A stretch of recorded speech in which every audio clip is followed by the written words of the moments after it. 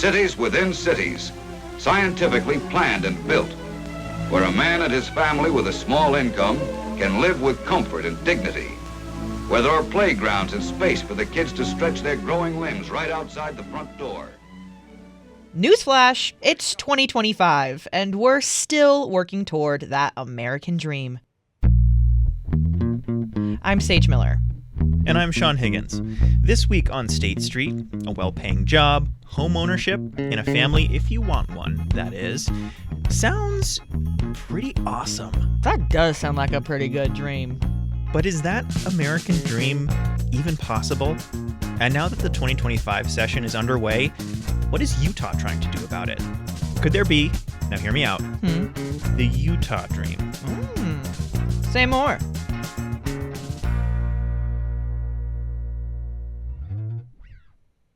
Take me on this ride that is the Utah of tomorrow. Well, step aboard the front runner for your tour through the future. Of course. We love public transpo. On our left, we have an affordable single-family starter home, complete with walkable neighborhoods and easy access to transit to get to your well-paying job in your city center. And look at the Garcias over there. Hey, Garcias. They're a family of 5 enjoying life in their planned Utah community with its focus on family. They're having thriving relationships with others close by. They volunteer and are active members of their community. And look at their oldest. Little Timmy Garcia is going to a well-funded school, one that will prepare him for all the curveballs life throws. When he's ready, he'll have the option of going to an affordable college or going to a trade school. Either way, he'll be a valuable member of the Utah workforce. But what if he wants to be a British literature major? Well, we'll hear more about the legislature's plans for higher education in another episode of State Street. Please keep your hands, feet, and brains in the ride, Sage. Sorry, I'm a wild one who can't sit still. And if you look to your right, you'll see all of Utah's major professional sports leagues: soccer, hockey, basketball, volleyball, and the newest Major League Baseball team. And look, what's that in the distance? It's the Olympic rings coming toward us. Are those tech sector CEOs jumping through them? So funny. Now, you might be asking, how on earth are we powering all of this? Well, that energy comes from right here in Utah. It's geothermal, it's fossil fuels, and it's also nuclear.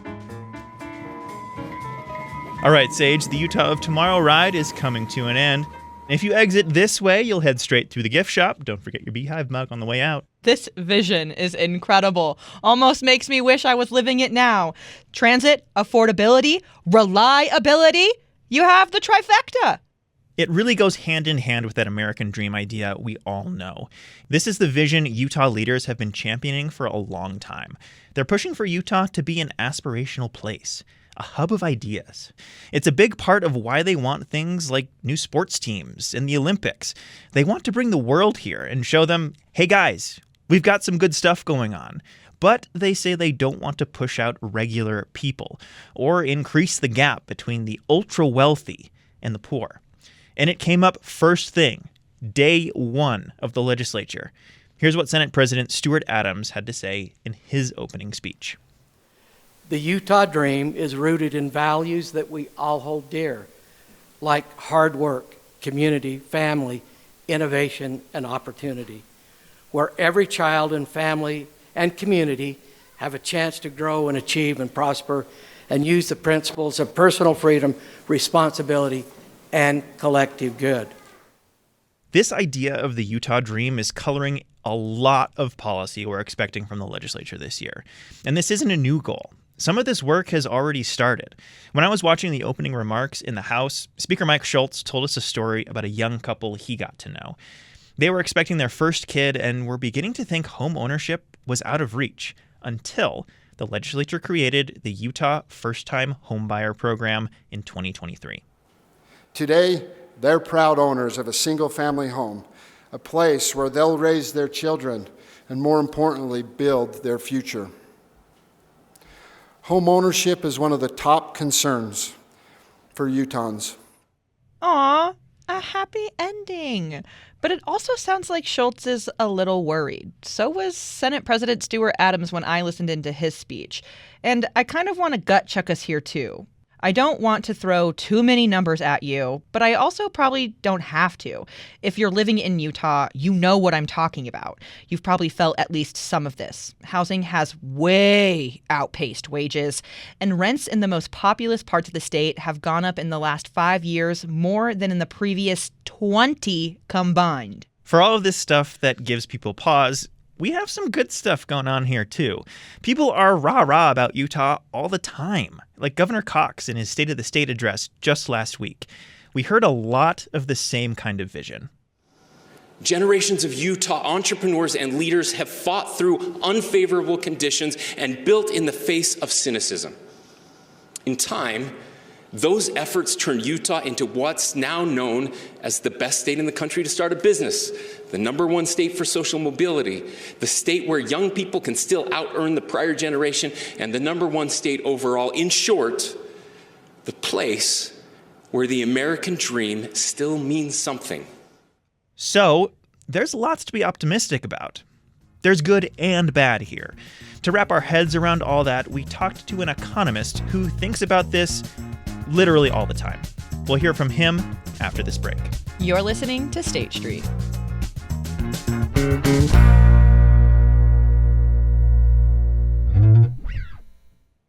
Every weekday, KUER brings you fresh coverage of local stories breaking and developing across Utah. Utah News Now is a podcast that publishes twice a day, Monday through Friday. It has all the latest headlines and stories from KUER's newsroom. Find the latest episode of Utah News Now at KUER.org or wherever you download and listen to podcasts. Support for State Street comes from the Hinckley Report on PBS Utah. I'm Jason Perry, director of the Hinckley Institute of Politics. The Hinckley Report is Utah's weekly political roundup, bringing together Utah's top journalists, political thinkers, and lawmakers to help you understand how politics impacts your life. Listen to the Hinckley Report wherever you get your podcasts.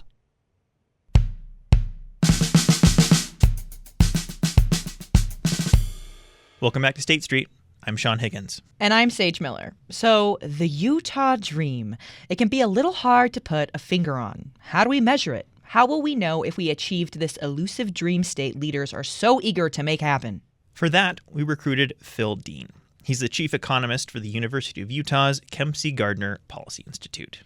Phil and the rest of the folks at the Policy Institute are also responsible for a ton of data sets, reports, and expert panels on everything from the state of Utah's housing market to how much our tech sector drives our economy to the possible impacts of the 2034 Olympics.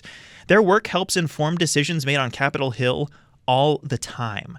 I sat down with Phil to get a grip on this idea of the Utah dream and what we can do to make it a reality and whether we're doing anything that could get us off track.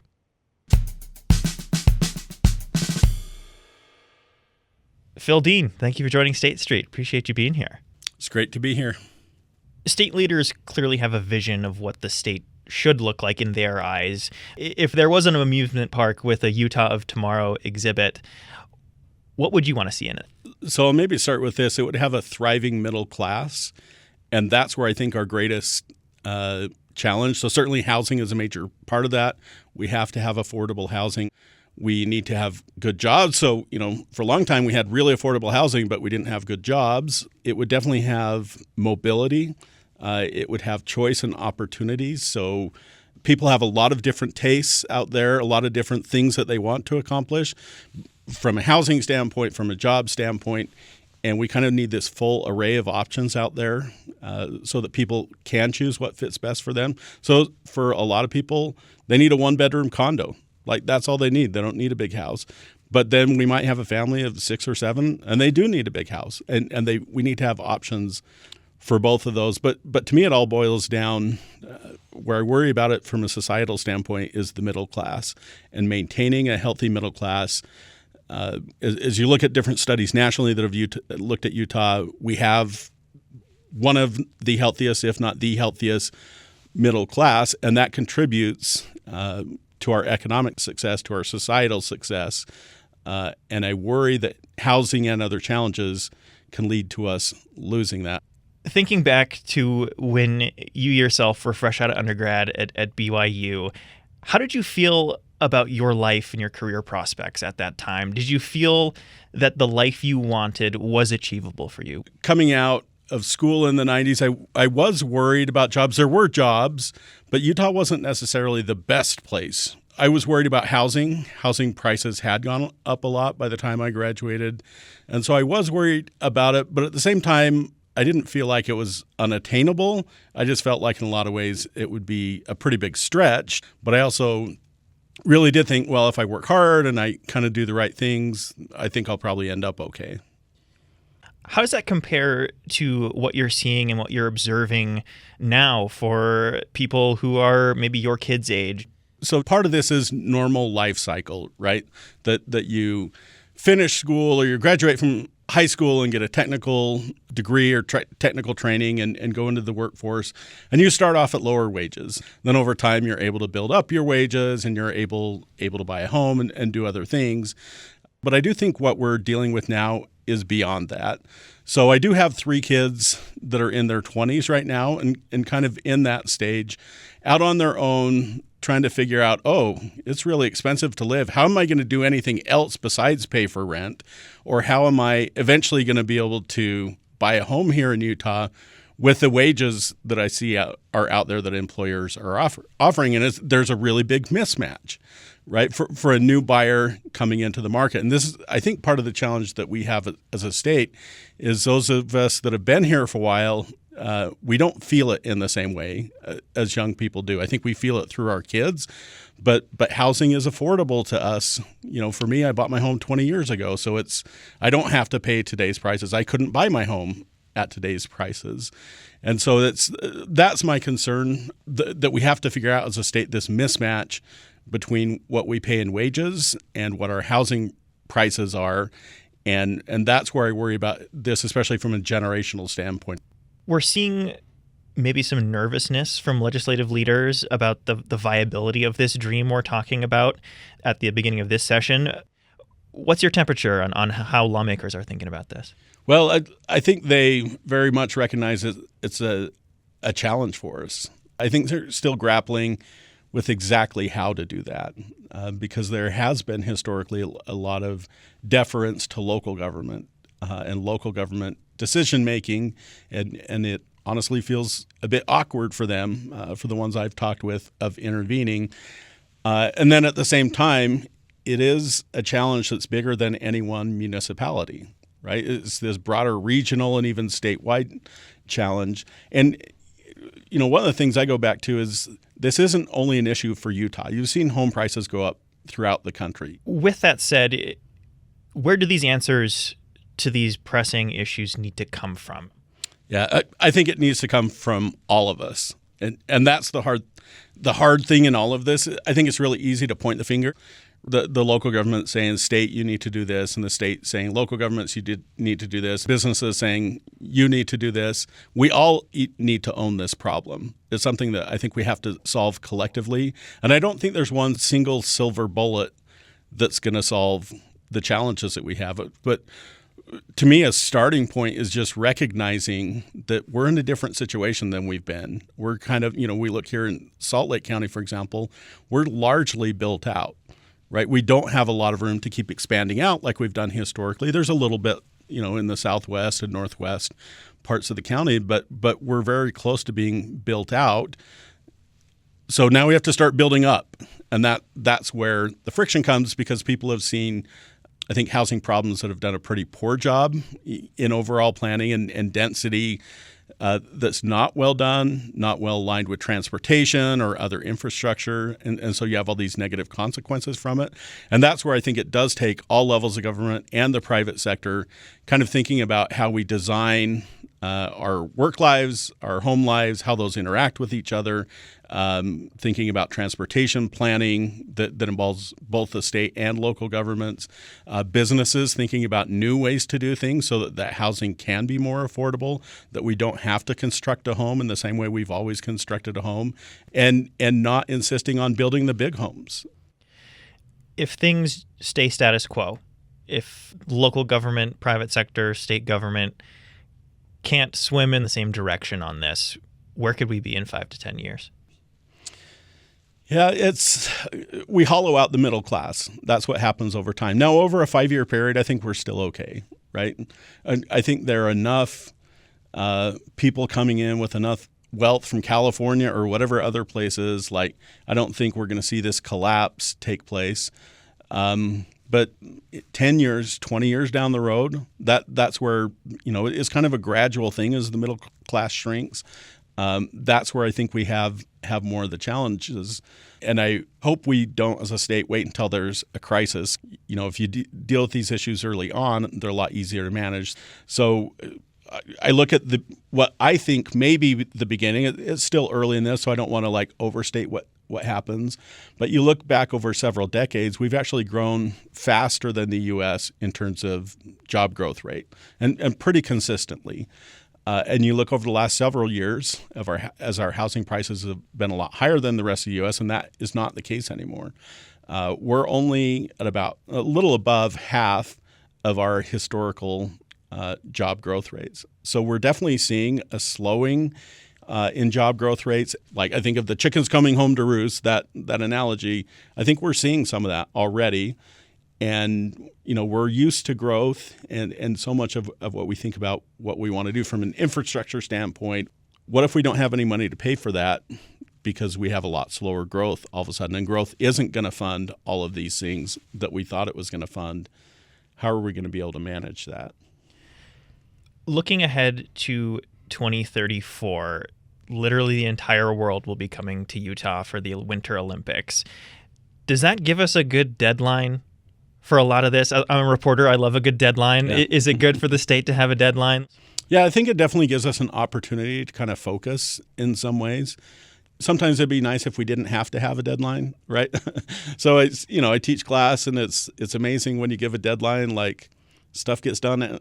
I don't see a lot of paper submissions from students like weeks and weeks before the deadline. It turns out it comes at the deadline. It's probably only for my class. Students don't do that anywhere else, I'm pretty sure.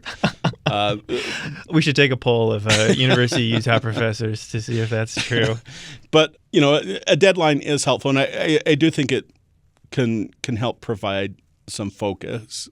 I think I'll just finish with this. I am very optimistic about the future of the state. We definitely have challenges that are out there, but I also think at this point they're manageable challenges. And if people of goodwill come together, that we can work through these issues. I worry if we don't do anything for 10 or 20 or 30 years, all of a sudden we are going to be in a lot of challenges that are much more difficult to get out of. But I am optimistic that we can continue to make incremental improvement year after year after year. And if we have the drive to do that, I think we're okay. We're in a manageable situation still. But to me, I think it's really important to act early and do it now instead of keep putting off this challenge. Phil Dean, thank you so much. It's great to be here. Thanks. That was Phil Dean, chief economist at the University of Utah's Gardner Policy Institute.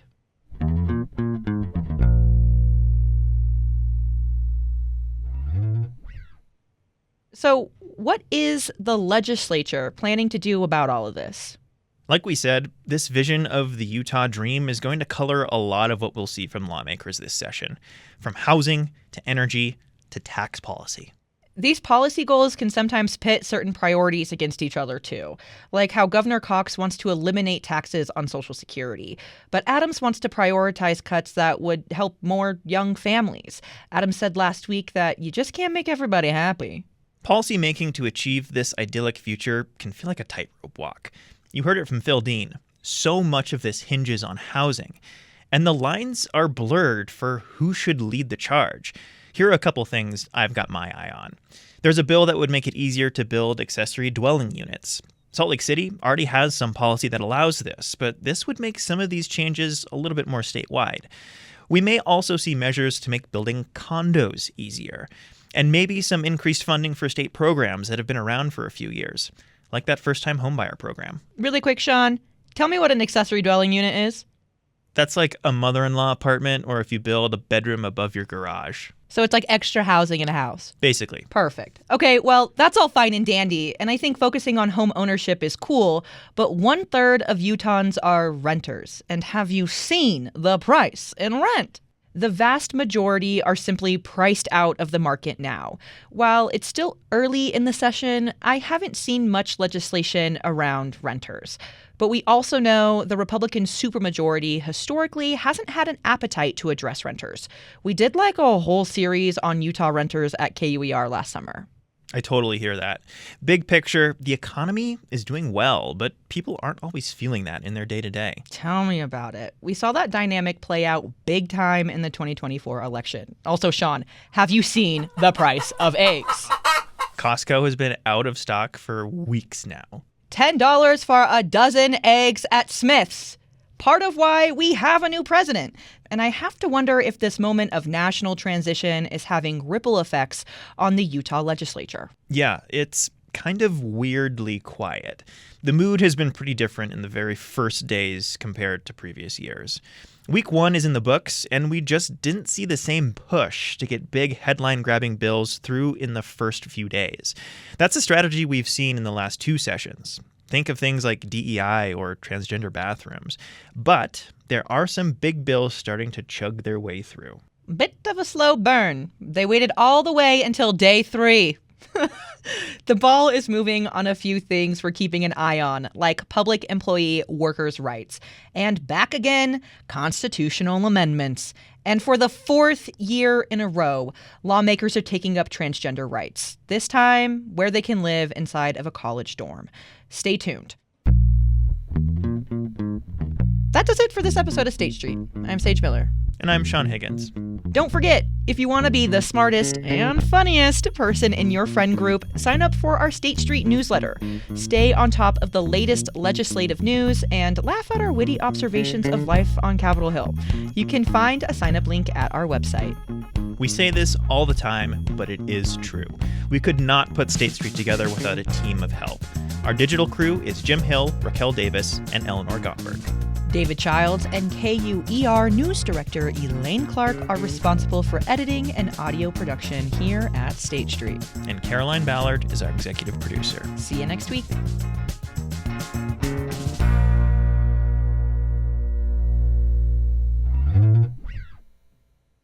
This is surprisingly hard without headphones. I don't know what it is. Apparently, it might be working for you because your energy sounds great. Oh, cool. Oh, cool. Okay. And your read is really good. Oh, thanks. Okay, well, now don't let it go to your head. From KUER.